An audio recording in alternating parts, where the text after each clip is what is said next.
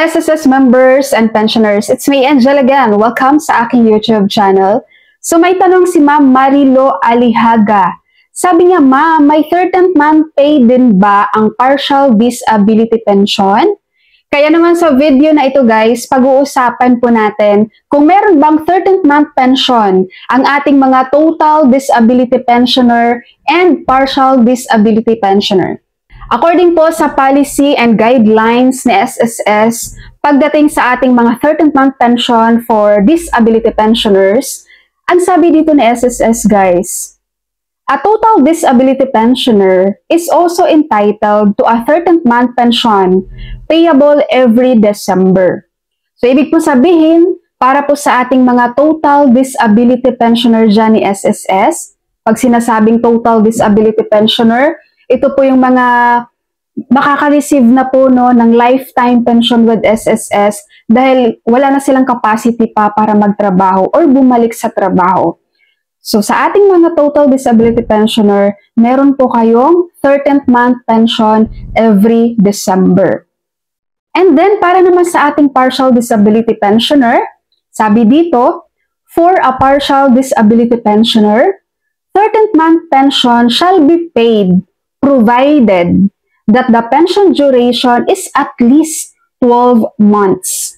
Ibig pong sabihin, para po sa ating mga partial disability pensioner dyan, hindi po lahat kayo ay qualified or eligible para sa 13th month pension.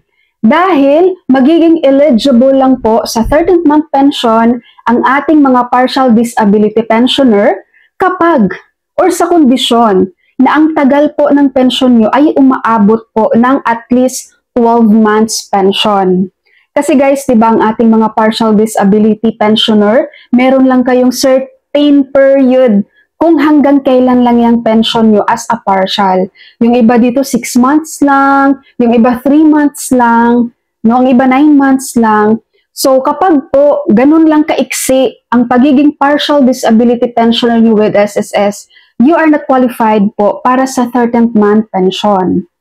So again, para sa ating mga partial disability pensioner, dapat po nakaka-12 months po kayo na sa pagiging partial disability pensioner kay SSS para maging eligible kayo or qualified kayo for the 13th month pension.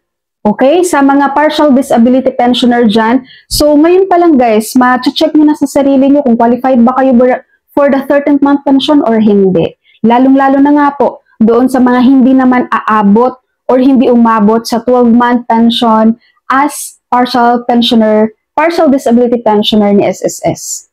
Alright, SSS members and pensioners, especially doon sa nag-inquire regarding dito sa 13th month pension ng disability pensioner with SSS, I hope na ipaliwanag ko po sa inyo ng maayos at inyo pong naintindihan. That's all for my video for today. Thank you so much for watching everyone. God bless you all.